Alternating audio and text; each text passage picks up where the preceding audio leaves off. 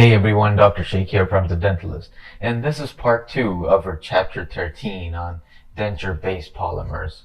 In the last video, we covered the basics and key properties of denture-based materials, but we didn't go deep into the different types of denture-based polymers. So in this video, we'll go through the main types, how they're processed, their pros and cons, and when they're used clinically. So first, we'll talk about the heat cure acrylic resin.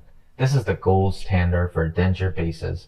The composition includes polymethyl methacrylate powder, which is PMMA powder, and liquid monomer, which is methyl methacrylate, and then benzoyl peroxide as the initiator, and the heat activates the polymerization around 74 to 100 degrees. The key features of it include strong, durable, color stable, and it has low residual monomer content, and then there's better biocompatibility. It's used for complete dentures and high quality partials. Common question that you could get on this is, why is heat cured resin preferred for complete dentures? The answer is because of its superior mechanical strength and dimensional stability. Then comes the cold cure, which is also called the south cure acrylic resin, also called chemically activated resin. So activation basically occurs by chemical initiator. There is same polymethyl methacrylate base, tertiary amine plus benzoyl peroxide is also present, and that polymerizes at room temperature. No heat is required in this one. The key features of cold cure acrylic include that it's used mostly for repairing broken dentures, temporary bases, or relines. One of the advantages of this is that it is faster setting, it's convenient on the chair side, but there is higher residual monomer content. And then if it has high residual monomer content, it would result in more porosity and definitely less strength. So a clinical tip is to avoid using cold cure acrylic for full denture fabrication. It's not strong or color stable enough. Then comes the light cure acrylic resin, which is also called as visible light cured acrylics. It contains urethane dimethacrylate matrix, glass fillers, and light sensitive initiators. The features of this one is that it polymerizes when exposed to visible blue light. It's used for custom trays, temporary denture bases, and sometimes repair work. The downsides of the visible light cured acrylic is that it has limited depth of cure. Shrinkage is obvious if not properly polymerized. It is not strong enough for full denture bases.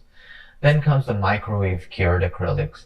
It is similar to heat cured resin, but cured via microwave energy.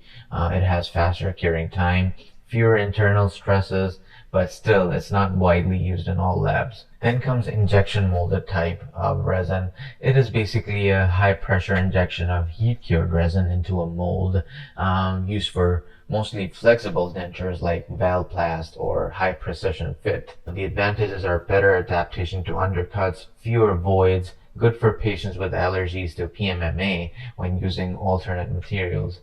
So quick comparison table is visible on your screen right now. Just quickly have a look, pause, and take a screenshot so that you can get a hold of it. So here's an exam tip. You may get questions like, which type of resin has the lowest residual monomer content? The answer would be what? Heat cured resin. Or there could be a question like, which resin is preferred for denture repair? The answer would be what? Cold cure or south cure resin. So to summarize, heat cure is the best overall material used for permanent dentures, and then cold cure is fast, but it is weaker. It's good for repairs. And then light cure is mostly used in custom trays. Injection molded and microwave cured have growing clinical use, which is still under consideration. So you need to know the differences. They're actually important in both practice as well as in theory exams. And if you're still struggling with dental materials and want personal help, I offer a 4-week one-on-one coaching program where we go through everything together. Sign up, the link is given below. If this video was helpful for you, please like this video and subscribe so you don't miss the upcoming videos. I will see you in the next one. Take care till we meet again.